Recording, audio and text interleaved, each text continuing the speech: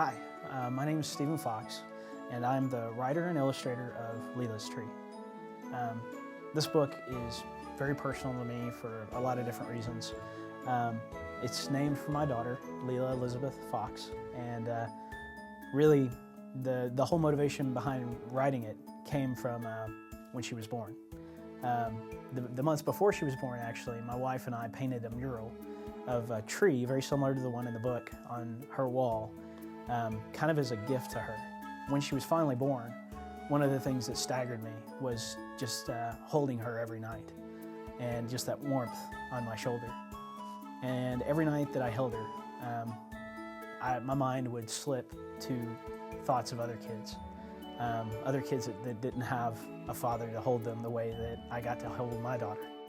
And the first time that I really met and talked with Josh Rowe, we had a conversation, and it very organically, without us intentionally going there, led to orphans. And he shared with me that he was going to adopt. Long and short, I took that as a personal challenge to do something to try and help. When my wife and I decided to adopt, I approached Stephen about it, told him about it, and he was excited for us. But Stephen is also one of those creative types of people who's always working on some kind of project. So he actually approached me a couple weeks later and said, you know, Josh, I've got an idea for a children's book that I think could actually help you in your process. What Stephen actually meant was that he would write, illustrate, and publish an amazing children's book, and then donate 100% of the profits of that book towards our adoption expenses until they're completely paid off. So that's how the project LelasTree began. I've always been a storyteller, so I did the one thing that I felt like I do well. I created a group of characters and created a story that had to do with adoption and the things that were really driving the heart of the book, the heart of the project, and that's what LelasTree is all about. The book is really perfect for adoptive families. For me personally, in reading this book to my children, I was amazed at how they caught on to themes of sacrifice and love. And it brought tears to my eyes as they really asked me questions about it and connected with the story.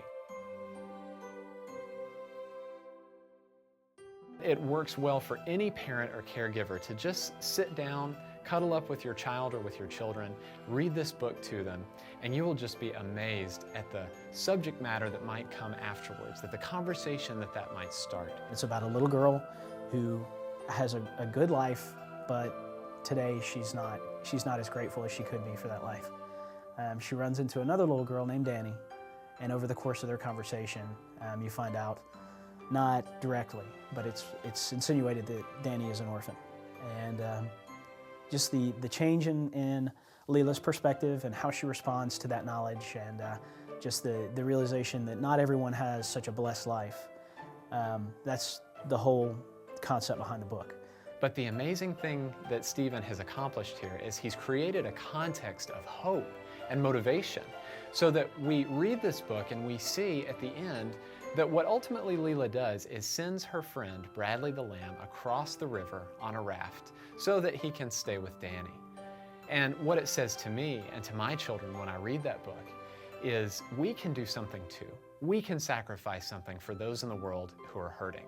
There's also a deeper truth in the book. We're reminded of another tree, of another lamb, of another sacrifice, which was Stephen's ultimate motivation in writing the book. We are given the obligation to act, to alter the things about this world that cause us heartache. And that's a call from God. That's what LelasTree is all about.